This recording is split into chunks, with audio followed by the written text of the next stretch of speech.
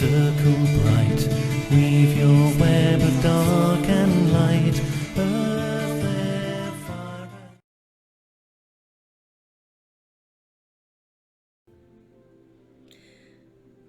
Good morning, everyone. Welcome back to Which is the Moon, Season 13. This is week 4, and I'm your Monday host, Natalie. I want to thank you for joining us this week, and this week our topic is timing of spells. Now, I don't want to downplay the importance of timing, because timing can be a crucial key to successful magic. But I do want to tell you that don't think that timing is the end all and be all. If you have a spell to cast and it's super important to you and your intention is there, but oops, you missed the full moon by one day and you're going into the waning moon, you can shift that spell and still have what you need or cast it as it is. And I'm certain that the end result would manifest if that's truly what needs to be done. Where timing is important is, for those of you that are not familiar, there is a wonderful, wonderful British comedy called Chef. And one of the things that I love about Lenny Henry is his whole persona, the way he carries himself, the way that he speaks. He's a natural actor for a start, and it's fabulous to watch him.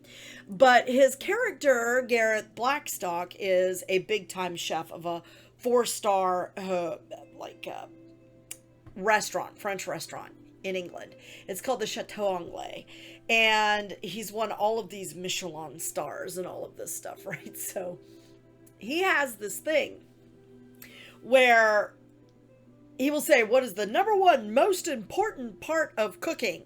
And in the morning it's ingredients, but in the afternoon it's timing. So, just when this one chef Everton thinks he's got it figured out, it's changed to timing. And timing is crucial for a recipe, right? If you leave something in the oven too long, you burn it. If you don't leave it in there long enough, it doesn't turn out right? And that could be the same way with your magic. So timing can be crucial key to sealing the deal on a spell. So in terms of timing, how do you know which timing is what? Where do you know when to do it? What difference does it make? Well, let's talk a little bit about that. A lot of spellcraft is done based on timing with the cycles of the moon. You'll hear all the time, if you want to manifest something in, beginnings and buildings and births and, bringing things to fruition, you want to use the waxing moon up until the full moon. And then if you want to get rid of things, you do it during the waning moon or during the dark moon for endings, and sealing things and keeping things down and all of that. And that is true. Those times are very important for that kind of magic. But the same thing to that is there's always two sides to a coin, right? So, for example, I was talking about if you missed the timing on your spell, you meant to do this on the full moon and something came up because life does get in the way and you weren't able to get out under the full moon to get that spell cast the way you wanted it.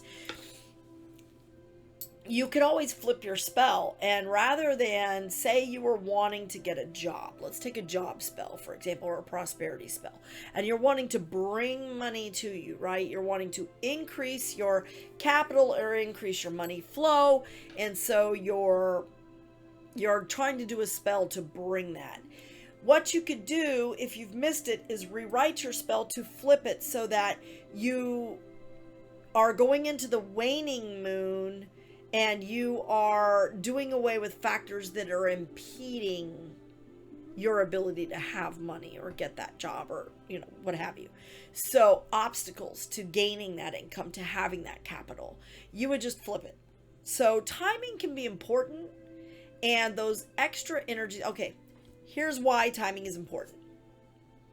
I just think I thought of the best way to explain it to you. Like cooking, right?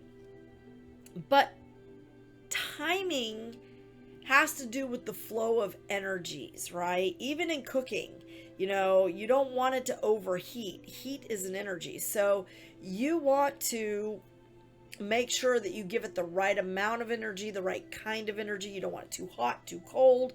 Same thing. When your spell's cooking in the oven, you want to make sure you get the right kind of energies. No, I didn't say that right. When your spell's cooking in the cauldron, that's the way to do it.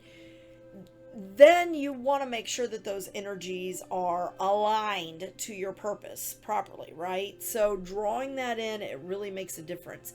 Same thing with time of day, time of year. That's why if you get a book like Llewellyn's Big Book of Correspondences, that thing is like this freaking thick. I have it, but it's at my office, so I apologize that I don't have it to show you. But it is a big, thick book, and it's got correspondences for every single thing that you could think of. So timing in terms of getting the result you want can be crucial. So you wouldn't want to do a love spell on a day that's not associated with, like, well, you could. Okay, but say you want to really amp up that spell, right? So you could do a love spell on a day that's associated with the planet Venus, right? Because Venus is the goddess of love. She's the goddess of desire. She's the one that we think of. So you want to incorporate that energy. So during the hour of Venus and the, day of Venus, you want to have all of those correspondences kind of built into that, right? So that that energy is consistently flowing evenly to aid in your spellcraft. So that is where timing becomes really important. Again, if you are strong enough in your intent and you really manifest this, you've got all your other things aligned, you really don't have to worry about timing as much. But if you're one of those witches that does not use a lot of tools, or you don't have a lot of tools to use, or what have you, then timing can absolutely be one of the tools you do use. It's natural, it's right there, you don't have to give it a lot of thought. Check with some of these charts, sorry, and I said again. You can check those corresponding charts to figure out what hours of the day, what hours of the night correspond to the goals that you want, and that will help to infuse those energies, which is why we use timing as such an important part of spellcraft. Now, I will tell you that there are phases of the sun as well as phases of the moon, and I think that's something that we often overlook, is that we don't have to do it just by the moon. There are other planets and other signs and other elements that we can incorporate that have corresponding times as well that can be utilized, not just the moon. So timing is not absolutely dire in terms of spellcraft, but it certainly can make a difference in the speed and effectiveness of your craft in terms of getting what you want and manifesting it when you want it to manifest.